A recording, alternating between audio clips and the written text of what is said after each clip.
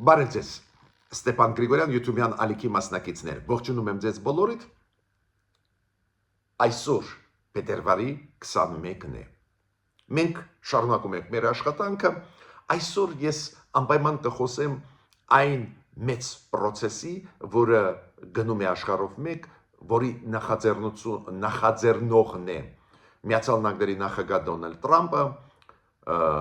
Գազայի հարցը լուծելու շրջանակներում, դա կոչվում է խաղաղության խորհուրդ։ Առաջին նիստը կայացավ 2 օր առաջ, դուք գիտեք, Հայաստանը հիմնադիր անդամ է այդ խաղաղության խորհրդի, ինչը միանշանակ կարելի է ողջունել, ու այդ անդրանիկ նիստում շատ ու շատ հետաքրքիր զարգացումներ էին, անպայման ուզում եմ խոսել դրանց մասին, այդ զարգացումների մասին, ու հատուկ ուշադրությունը ձեր կդարձնեմ, ինչքան խճճված բարդ աշխարհում ենք ապրում։ Հայտարարություններ, նաև այդ թվում Դոնալդ Տրամպի, այլ լիդերների աշխարհի, հայտարարություններ, որոնք առանձին դեպքերում կարծես թե ցույց են տալիս ինչ-որ դրական զարգացումների մասին, հետո հայտարարություններ, որոնք հակասում են այս հայտարարություններին, ինչ-որ նոր տրենդեր են, ցանկացած բանակցություն գնահատել դրական, հետո մյուս օրը հակառակը ասել, օրինակ Միացյալ Նահանգներ Իրան բանակցային process-ը սկզբից երկու կողմերն էլ դրական գնահատեցին, ուղղակի երեք իր ելույթում Դոնալդ Տրամպը այս խաղաղության խորհրդում երեք չարաչորը ուղղակիորեն Դոնալդ Տրամպը հակառակը ասեց, բավական քննադատեց ու չբացառեց ուժային քայլեր Իրանի դեմ ուղղված։ Այդ թեմայով անպայման վաղը կխոսենք, այսօր մենք ուսումնասիրենք թեման կապված նույն այդ ելույթի հետ Դոնալդ Տրամպի խաղաղության խորհրդում այլ կոնտեքստներով, օրինակ Ուկրաինայի կոնտեքստով, օրինակ Գազայի կոնտեքստով, շատ հետաքրքիր ալեկոծվող աշխարհ է, ուստեղ մենք պետք է ակտիվ լինենք, որ մեզ տեսնեն, որ մենք կանք, ինչը բարեբախտաբար արվում է Հայաստանի կողմից, ուստեղ շատ ուշագրավ Հայաստանի համար բաներ եղել են։ Այդ թեմայով այսօր կխոսենք։ Բացի դրանից, շատ ու շատ դրական բաներ կան կապված Հայաստանի հետ, մեր միջազգային դաշտում քայլերի հետ կապված, անպայման կխոսենք, պետք է ասեմ, որ նախագահ Մակրոնը, Էմանուել Մակրոնը, Ֆրանսիայի նախագահան, կգա մայիսի 4-ին Հայաստան, այդ հայտնի եվրոպական գագաթնաժողովին մասնակցելու, կան շատ հետաքրքիր նորություններ, որոնց մասին մենք այսօր կխոսենք։ Ես պնդում եմ, որ Հայաստանը անպայման պետք է հրաժարվի մերժի ազգայնացնի մեր երկաթգծերը, то есть մերժի ռուսական կոնցեսիան ու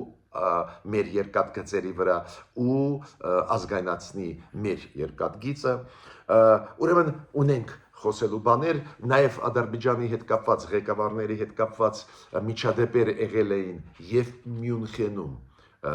եւ Վաշինգտոնում, այնտեղ ընդդիմադիրները, ադրբեջանցի ընդդիմադիրները, լրագրողները, քաղաքական գործիչները ինչ որ միջոցառումներ անցկացրեցին, բողոքի ակցիաներ, ու այնտեղ միջադեպեր եղել են, անպայման նաև դրան մենք անդրադառնանք։ Ուրեմն սկսում ենք մեր աշխատանքը։ Նայեք, Դոնալդ Տրամպը ամսի փետրվարի 19-ին բացելով այս խաղաղության խորհրդի նիստը ելույթ ունեցավ Վաշինգտոնում, անդրանիկ նիստը, ու այնտեղ այդ նիստի ժամանակ մի քանի իր ելույթից դրվագների մասին ուզում եմ խոսել։ Ինքը խոսեց Ուկրաինայի մասին։ Ու ինքը ասեց, որ Ուկրաինայի հարցը ինքը ուզում է լուծել, ինքը լուծեց 8 կոնֆլիկտ, հակամարտությունների հարց, պատերազմների հարց, հիմա 9-րդը ուզում է լուծել, դա Ուկրաինայի խնդիրն է։ Ինքը ասեց, որ պարզվեց, որ բավական դժվար է լուծել Ուկրաինայի հարցը։ Մի տարի անց ինքը հասկացավ, որ իրոք ստեղ շատ դժվար է գործ ունենալ Պուտինյան Ռուսաստանի հետ, լավ է, որ հասկացավ, բայց միաժամանակ նայեք, ինքը ասեց, որ ես ունեմ շատ լավ հարաբերություններ նախագահ Պուտինի հետ։ Ես ճիշտը ձեզ ասեմ, նու զարմանալի է խոսել Պուտինի մասին, այդ բռնապետի մասին, որը վարում է ագրեսիան Ուկրաինայի դեմ, 100,000-ավոր զոհեր դա բերե երկու կողմից էլ ու ասել ես շատ լավ հարաբերություններ ունեմ, այդ բավական բարդ իրավիճակ է, մենք տեսնում ենք նույնիսկ հրետորաբանության մեջ ղեկավարների տարբեր երկրների, բայց ինչն է շատ հետաքրքիր, Դոնալդ Թրամփը կարծես թե նույնիսկ Պուտինի մասին դրական բաներ ասեց, խոստովանեց, որ դժվար է լուծել այդ հարցը, բայց միաժամանակ գիտեք ինչ արեց, սանկցիաները երկարաձգեց, այն սանկցիաները, որը նախկին Միացյալ Նահանգների նախագահ Ջո Բայդենի ժամանակ մտցվել են Ռուսաստանի դեմ, Ռուսաստանի ագրեսիայի պատճառով Ուկրաինայի դեմ, որը սկսվեց հիշում եք փետրվարին 2022 թվականին, մեծ պատերազմ, որը շարունակվում է դժբախտաբար, ինքը այդ փաթեթը շատ կոշտ սանկցիաների Միացյալ Նահանգների Ռուսաստանի դեմ, Պուտինյան Ռուսաստանի դեմ երկարաձգեց։ Հետաքրքիր է, չէ՞, գովում է Պուտինին, միաժամանակ անում է շատ կարևոր դրական քայլ երկարաձգում է։ Մենք այս ձևի աշխարհում ենք ապրում, այս հիբրիդային մեթոդները քաղաքական դաշտում,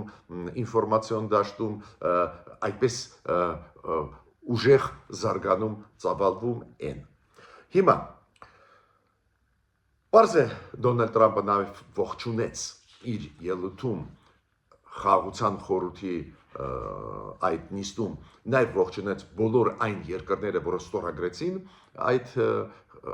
խաղաղության խորհրդի կանոնադրությունը, հիշում եք Գազայում դա արվեց,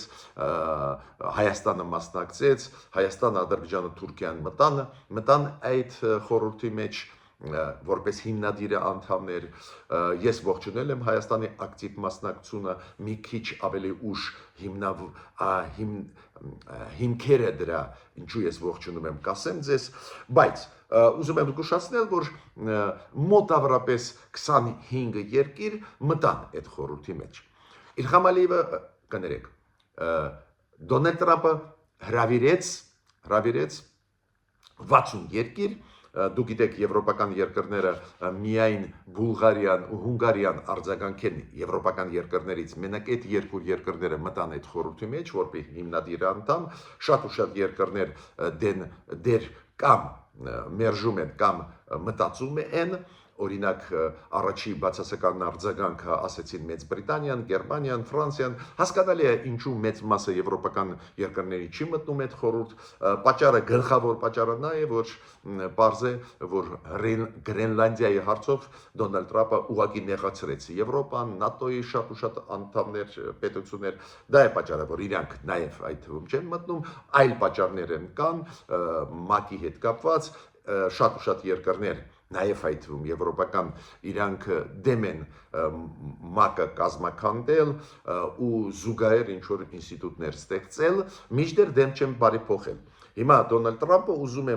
իմ կարծիքով ՄԱԿ-ի անվտանգության խորհրդի փոխարեն ստեղծել այդ իր խաղաղության խորհուրդը, ինչ որ բաներ իր մոտ միանշանակ կստացվեն, ամենահզոր երկիրն է, բայց ինչ եմ ուզում ասել, բարդ է գնում դեր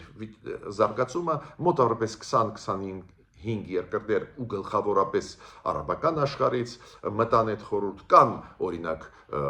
ամերիկյան մայրցամաքից, օրինակ Արգենտինան, Պարագվայը, որ մտան, տարբեր երկրներ, բայց ինձ համար կարևոր է, որ մեր տարածաշրջանից այդ խորհրդի մեջ մտան Հայաստանը, Ադրբեջանը եւ Թուրքիան, դա հետաքրքիր փաստ է։ Հիմա Դոնալդ Թրամփը պարզ է շատ եռանդուն մարդ է, ակտիվ մարդ է, ինքը ասեց իր ելույթի ժամանակ, որ ձևեր են թափում, որ չեն ուզում մտնել, շատերը կմտնեն, ում ես հրավիրեցի, բայց կան, որ ես հետ վերցրեցի հրավերը, օրինակ Կանադան այդպես կոշտ մերժեց Դոնալդ Թրամփին, Կանադայի այդ հրավերը հետ կանչեց Դոնալդ Թրամփը։ Հիմա Դոնալդ Թրամփը իր ելույթում ասեց, որ պլանավորում են այդ ստաբիլիզացիոն ուժեր ստեղծել Ինդոնեզիան դուք գիտեք համաձայնվեց 8000 զինվոր դրա համար եւ ոստիկան տրամադրել ու այդ ստաբիլիզացիոն ուժերի կենտրոնը ղեկավարեն ամերիկացիք, բայց Դոնալդ Թրամփը ինչ ասում, որ այդ ստաբիլիզացիոն ուժերի կամ ռազմաբազան, որ կստեղծվի Գազայում, կայունությունը պահպանելու համար ստաբիլիզացիա կան երկրներ, որ այս պահին համաձայնվեցին աջակցել, ուղարկել իրենց ոստիկաններին, զինվորներին։ Ու ինքը թվարկեց Ալբանիա, Կոսովո, Ղազախստան, Ինդոնեզիայի մասին ես ասեցի, նախկինում էլ համաձայնվեց, միջև այդ նիստը Ինդոնեզիան 8000 իր զինվոր ուղարկել։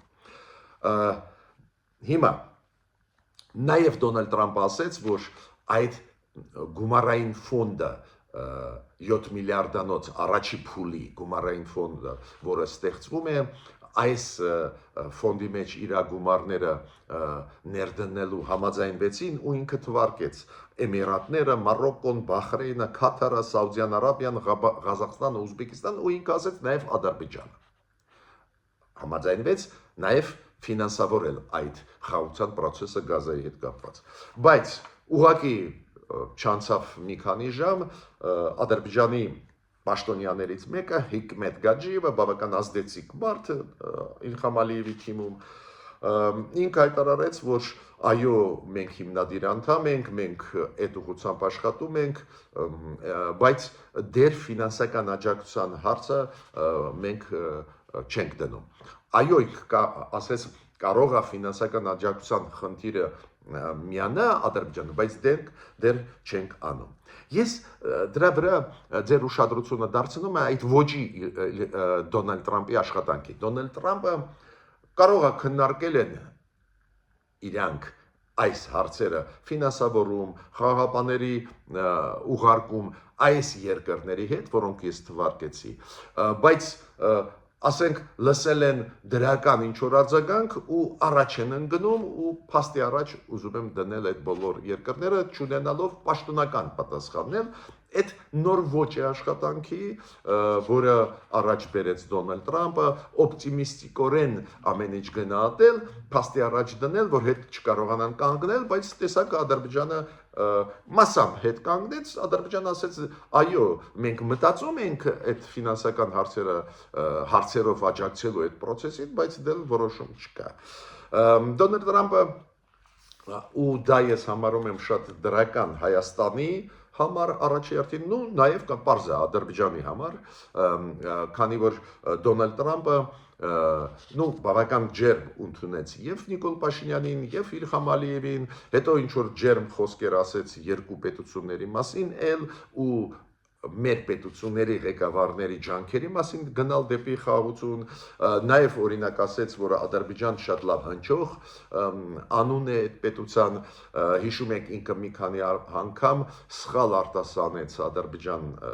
պետության անունը ու դա բերեց շատ ու շատ քննարկումների աշխարհով մեկ, հիմա ինքը ուզում էր այդպես ժեստ անել, բայց բավական հարգանքով ընդունվեց Նիկոլ Փաշինյանը, ակնհայտ երևացող էր դա Դոնալդ Թրամփը խոսեց եւ Փաշինյանի եւ Ալիևի մասին եւ պարոն Վենսը, փոխնախագահ, որը հիշեցրեց իր այցելության մասին Երևան, Բաքու, ահա։ Ես դա համարում շատ կարևոր, որ Հայաստանի տեղը դերը աշխարհում ավելի հստակ ֆիքսվի։ Կա երկիր, այո, միգուցե այդպես էլ գիտեն, որ կա երկիր Հայաստան, բայց գործոն է Հայաստանը թե ոչ։ Հայաստանը մեծ նախաձեռնություններում կա թե չկա։ Ուրեմն այս նախաձեռնության մեջ մտնելը խաղաղության խորհրդի Գազայի վերականգնման հետ կապված եւ Դոնալդ Թրամփի պլաններ դարձնել այս խաղաղության խորհուրդը միջազգային ինստիտուտ, որը կզբաղվի այլ կոնֆլիկտներով ու ինչ որ չափով մտքում կա Թրամփի փոխարինել ՄԱԿ-ի անվտանգության խորհուրդը, դուք գիտեք, ի պաշտոնե ՄԱԿ-ի անվտանգության խորհուրդը զբաղվում է խաղաղության հարցերով, կոնֆլիկտների լուծման, Դոնալդ Թրամփը ուզում է իր ինստիտուտը ստեղծի, որը այդ նախաձեռնությունը իր վրա կվերցնի ու այնտեղ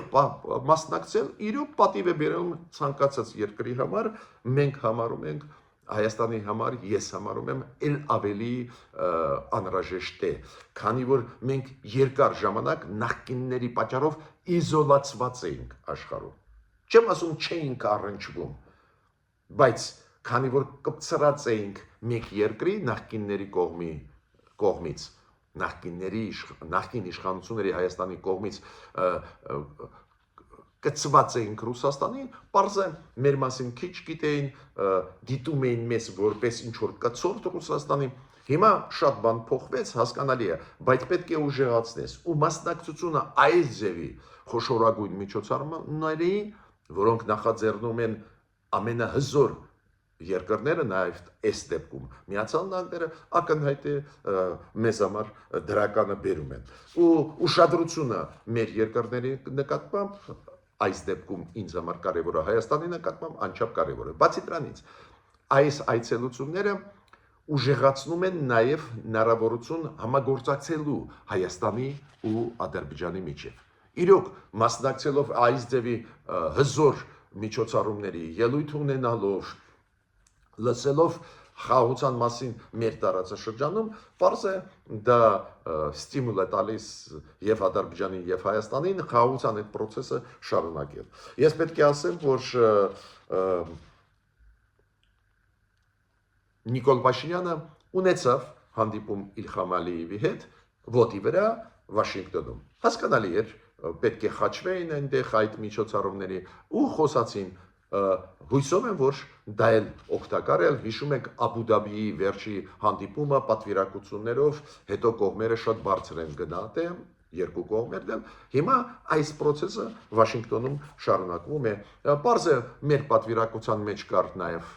արտգործնախարար Արարատ Միրզոյանը, ու ինքն էլ այնտեղ ունեցավ շատ ու շատ հանդիպումներ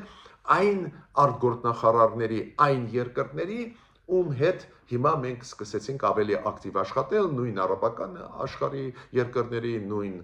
Պակիստանի, Ինդոնեզիա, այլ երկրների։ Ցանկացած այս ձևի առիթ պետք է օգտագործես, պետք է աշխատես, օգտագործես, օրինակ ես տեսա, որ պարոն Միրզոյանը ունեցել է հանդիպում Հունգարիայի արտգործնախարարի հետ։ Հենց վերջի ժամանակվա ակտիվ աշխատանքը Հունգարիայի հետ բերեց նրան, որ Հունգարիան Եվրոմիության ծրագրերի հետ կապված իր վերապահումները Հայաստանի նկատմամբ հանեց։ Ինքը դրել էր շատ կարևոր ծրագրի նկատմամբ վետո, Եվրոմիությունը Հայաստան հիմա հանեց։ Ուրեմն այս ձևի առիթներ օգտագործել անհրաժեշտ է։ Նո պարզ է, մամուլը շատ է սիրում սենսացիոն բաներ հրապարակել, իրանք ասացին մի պահ Դոնալդ Տրամպը քնեց այս միջոցառման ժամանակ, չգիտեմ, կարող է աչքերը փակեց իրանք այդ եզրակացության եկան, բայց ցանկացած դեպքում ուզում եմ ասել նաև այս ձևի սենսացիոն բաներ ասում էին։ Իմիջիալոց Ադրբեջանի դեպքում տարածվեց ինֆորմացիան, որ այն հյուրանոցում, որտեղ որ Իլհամ Ալիևը եղել է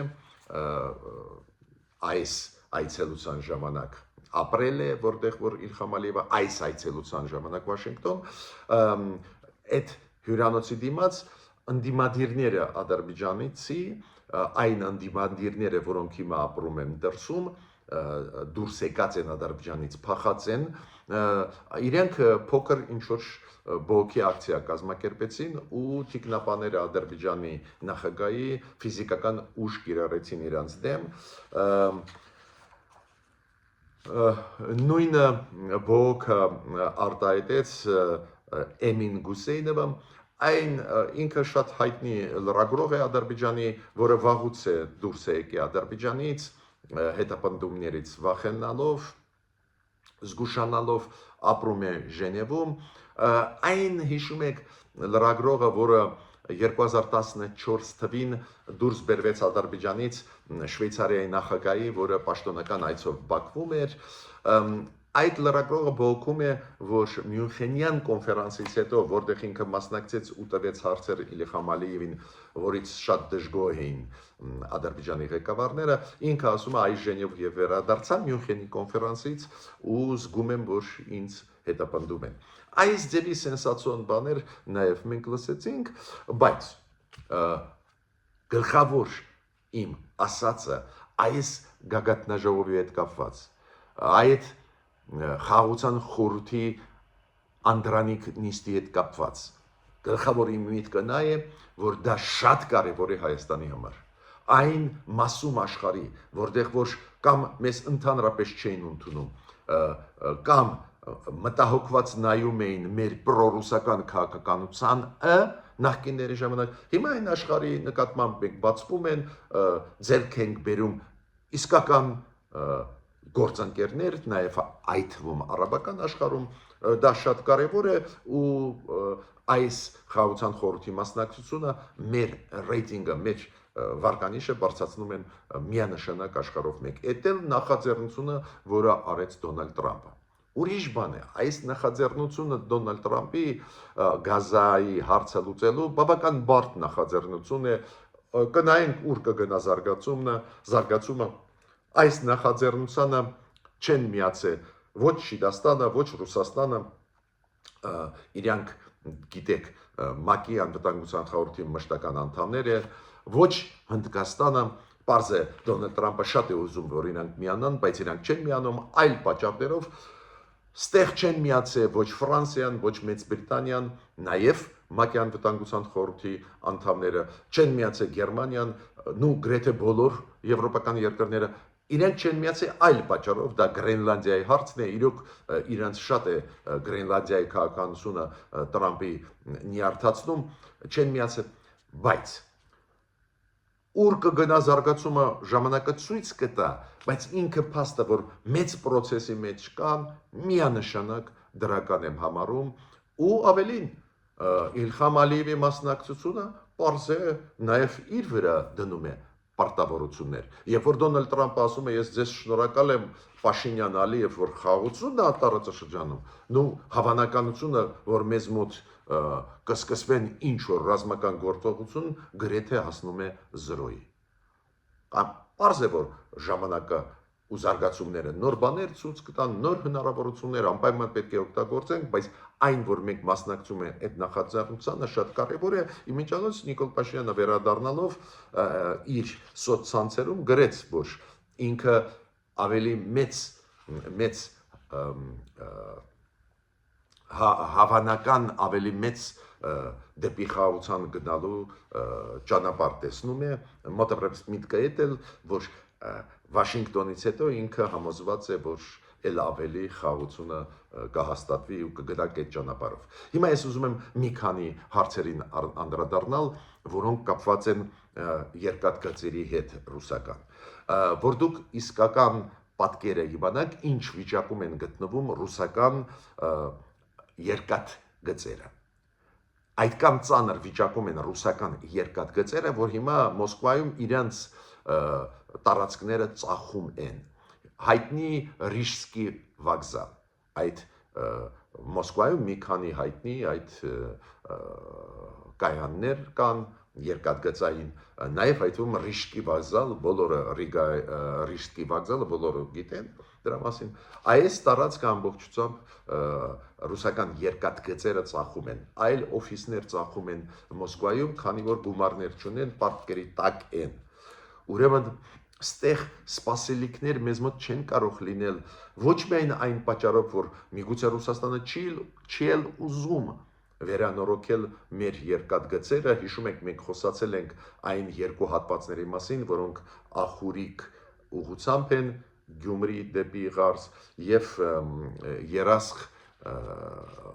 Երասխ Սադարակ ուղղությամբ են։ Այդ աշխատանքը իրանք ուղղակի չեն կարող անցկացնել, քանի որ ռեսուրս ունեն, պատկերի տակ են։ Ուրեմն ես առաջարկում եմ մեր կառավարությանը սկսել ազգայնացնել պետք մեր երկաթգծերը, որ մենք ապաշրջափակման այդ process-ը սահուն շարունակենք, հիմա դրական process-ներ կան, բայց դա խոչընդոտ է շատ կարևոր այն դրական process-ի խաղաղության խաչմերուկի հետ կապված, Դոնալդ Տրամփը այդ ծրագրի հետ կապված։ Էմանուել Մակրոնը մայիսի 4-ին կժամանի Հայաստան։ Դուք գիտեք, մայիսի 4-ին գագաթնաժողով կլինի եվրոպական քաղաքական համայնքի շրջանակներում, բոլորը սպասում են այդ մեծ միջոցառում, շատ երկրներից եվրոպական կգան ղեկավարներ, սպասվում է մոտավորապես 40-ից 50 պատվիրակություններ ու շատ երկրները կգլխավորեն իրենց ղեկավարները, իրենց պատվիրակությունները, քանի որ այս ձևի ֆորմատ է, միանշանակ դա դրական է ու ինֆորմացիա ի պաշտոն կա, որ այո, Էմանուել Մակրոնը կգլխավորի Ֆրանսիան այս հավաքի ժամանակ։ Բայրակտար էկոնոմիկայի նախարար է դա, ազգանունով Բայրակտար ազգանունով մարդ, այս էկոնոմիկայի նախարարը Թուրքիայի ասեց, այո, էներգետիկ համակարգերը Հայաստանի, Թուրքիա, Ադրբեջանի կարող են համագործակցել, ուղարկում են դրական մեսիջներ ու մյուս շատ դրական, շատ կարևոր հարց, որ Հայաստանը և Լեհաստանը մոտ ժամանակներս կստորագրեն նոր պայմանագիր Հայաստանը և Լեհաստանը ռազմատեխնիկական համագործակցության ոլորտում։ Միանշանակ ողջունում եմ մեր պաշտպանության նախարարության քաղաքականությունը, դիվերսիֆիկացնել մեր հարաբերությունները ռազմատեխնիկական համագործակցության ոլորտում։ Այն, որ մենք աշխատում ենք այդ ոլորտում Ֆրանսիայի հետ, Հնդկաստանի հետ, մի շարք այլ երկրների հետ, առանձին երկրների դեպքում չեմ ուզում ասել, հատուկ ավելի լավ ինչքան կարելի է երկար այդ գաղտնիքը պահվի, բայց այն մասը հրապարակային ռազմատեխնիկական համագործակցության, որը կա Ֆրանսիայի հետ, Հնդկաստանի հետ, հիմա պարոն Վենսի գալուց հետո Հայաստան պարզվեց Միացյալ Նահանգների հետ, ԱԹՍ-ների հետ կապված համագործակցությունը, այլ երկրների հետ միայն կարելի է ողջունել, հիմա ի պաշտոն է ռազմատեխնիկական համագործակցությունը սկսվում է Լեհաստանի հետ, միայն դա ողջունելի է։ Ես ավարտեցի իմ ելույթը, մինչ նոր հանդիպումներ։